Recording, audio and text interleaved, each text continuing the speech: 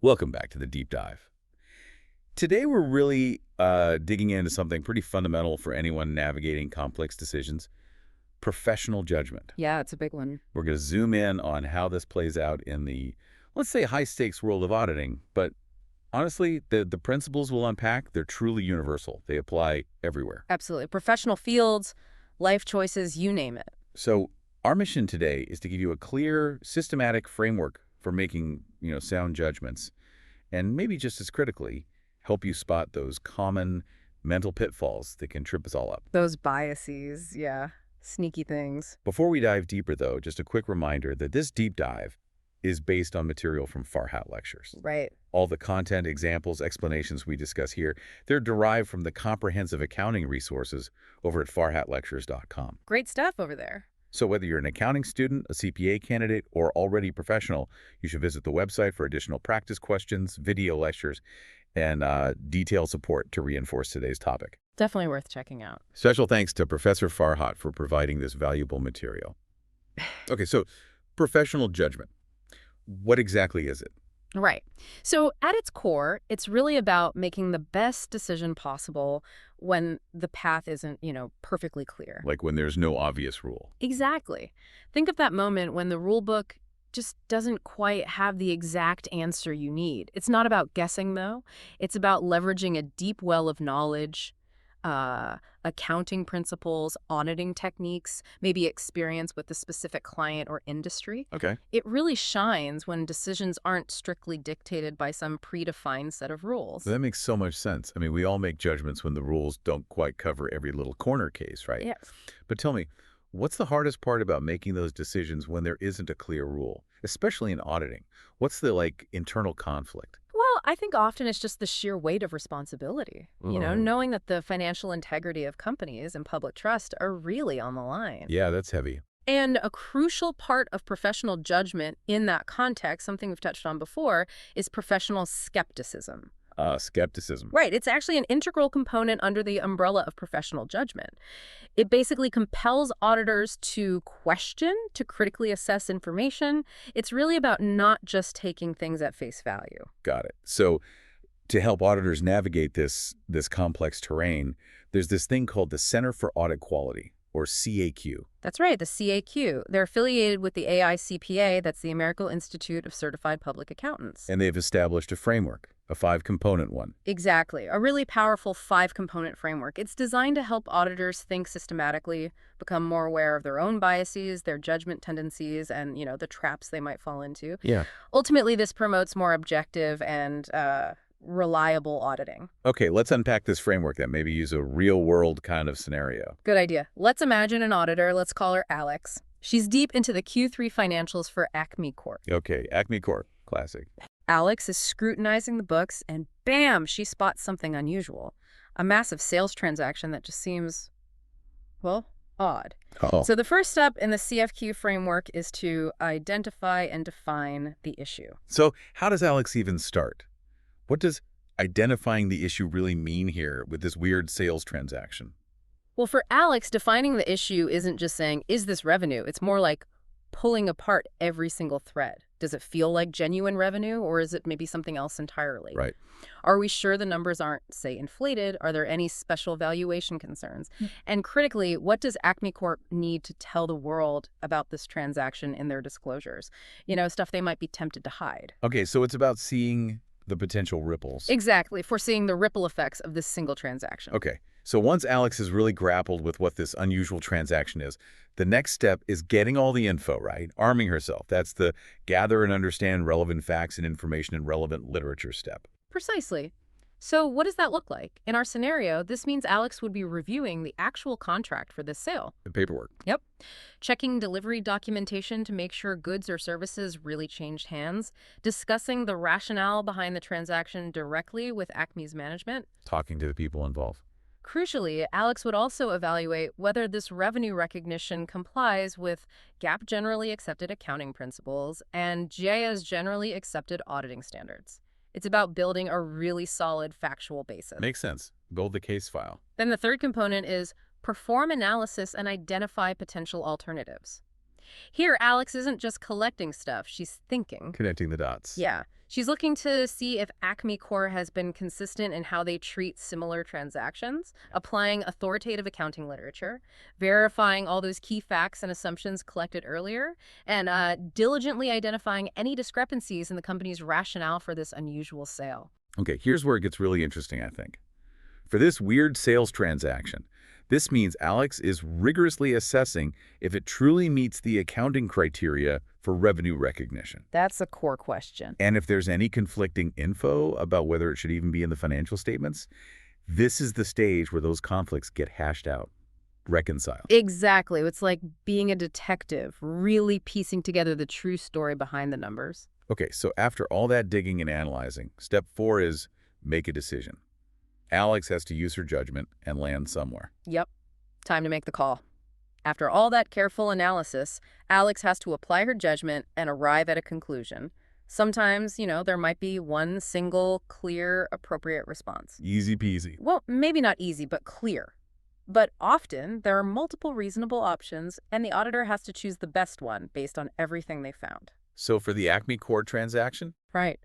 Following our unusual sales transaction example, after all the in-depth analysis, considering any alternative interpretations, Alex would decide whether to allow Acme Corp to record it as sales. And that decision must, of course, align perfectly with established accounting standards. No wiggle room there. Not on the standards, no. The judgment is in applying them to the facts. Gotcha. And finally, the fifth component, which is absolutely crucial, is review and complete documentation and rationale for the conclusion. The paperwork trail again. But this sounds important. It really is. This means Alex must meticulously document the comprehensive rationale behind the decision she made. Why did she conclude what she concluded? This process, it actually acts as a critical logic test. A logic test? How so? Well, as auditors articulate their reasoning, putting it down in writing, they often spot faulty or maybe incomplete logic in their own thinking. Things that seemed okay in their head suddenly look weak on paper. Oh, I see. And that prompts a necessary reassessment of their analysis and judgment process. Maybe they need to go back a step. You mentioned documentation as a critical logic test. That's really interesting because, for many, it might just seem like bureaucracy, a formality.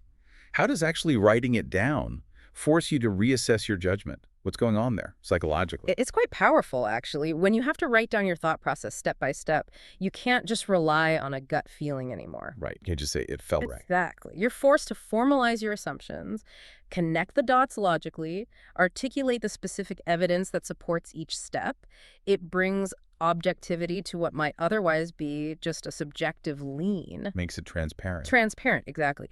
And crucially, it allows someone else, maybe a reviewer, maybe another team member, to follow your reasoning and challenge it if needed. It basically forces you to find the holes in your own argument before anyone else does. Okay, that makes perfect sense.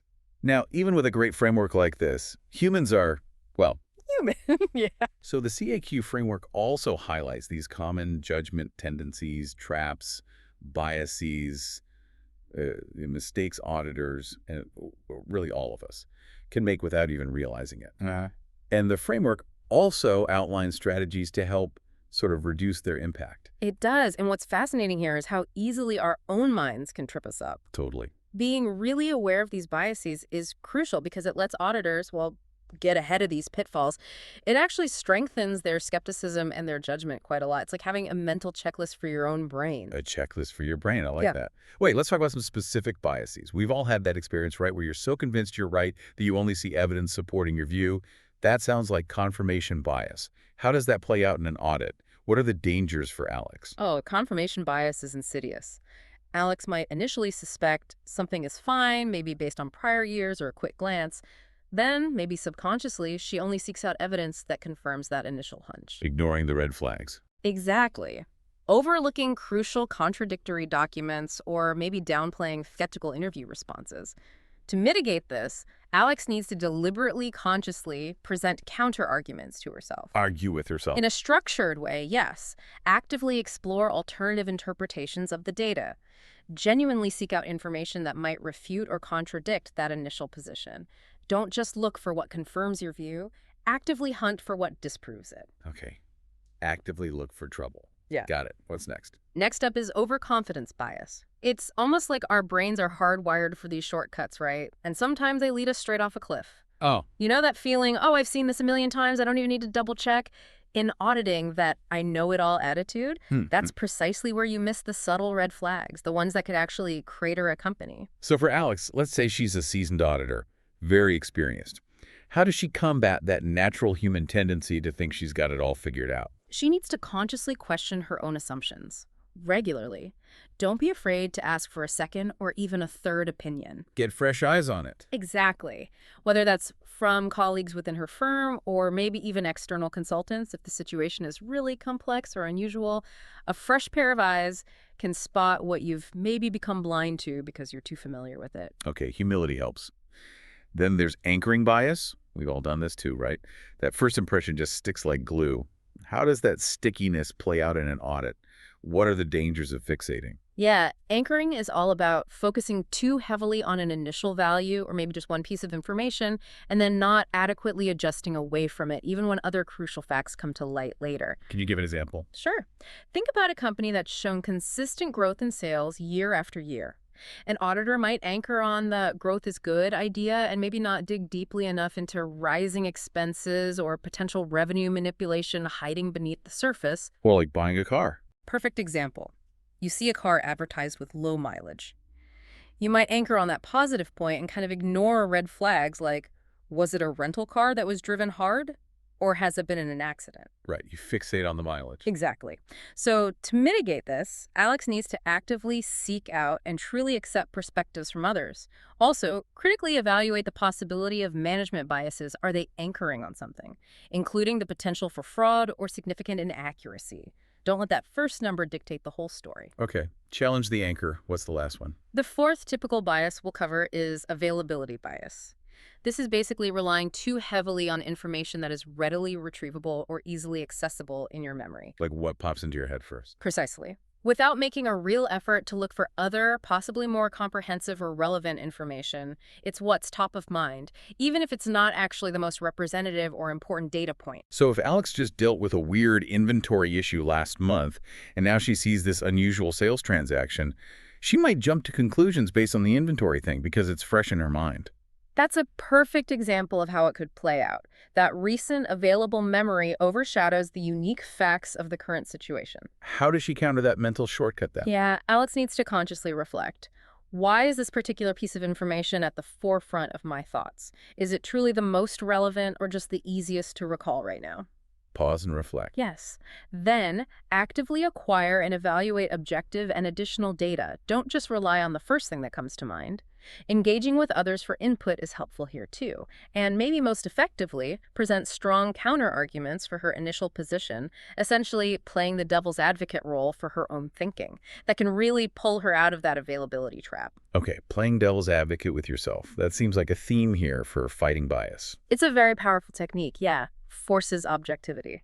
All right, to bring this all together and test our understanding a bit, here's a multiple choice question. Similar to what you might see if you're studying accounting or prepping for the CPA exam. Ready? Let's do it. All the following are steps in the professional judgment process according to the Center for Audit Quality, except TT. And the options are A. Identify and define the issue. B. Considering accounting and auditing standards and rules relevant to the issue. C. Identifying an appropriate response to the issue. D. Determining the appropriate audit opinion to be issued. So which one is the exception? Okay, let's break this down. Option A, identify and define the issue. Is that part of the framework? Yes, that was step one. Right. So A is definitely in. Option B, considering accounting and auditing standards and rules relevant to the issue. Where does that fit? That sounds like step two. Gather and understand relevant facts and information and relevant literature. Standards and rules are literature. Exactly. Covered under gathering facts and literature. So B is in. Option C, identifying an appropriate response to the issue. That feels like it's part of the analysis and decision-making steps, right?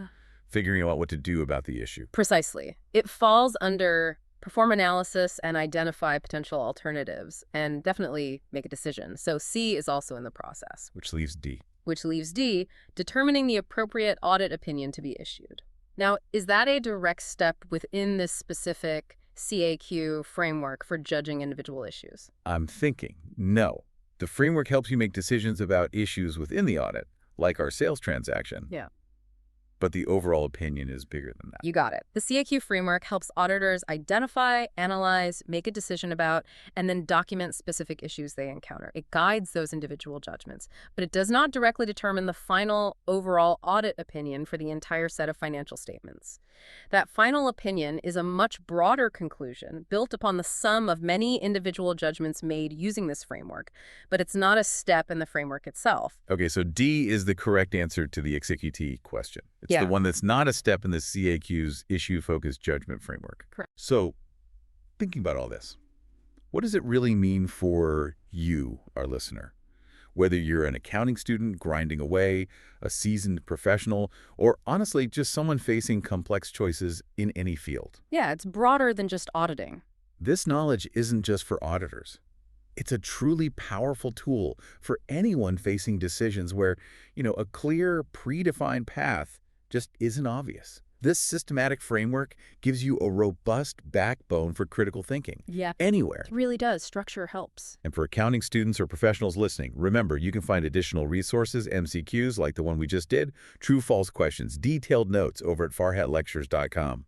It's all aligned with CPA exam prep and various accounting courses. Great place to reinforce this stuff. Definitely. Practice helps solidify it. So wrapping up, understanding professional judgment and having a systematic framework like the CAQs can genuinely elevate your decision-making. And maybe the biggest takeaway, recognizing your own biases.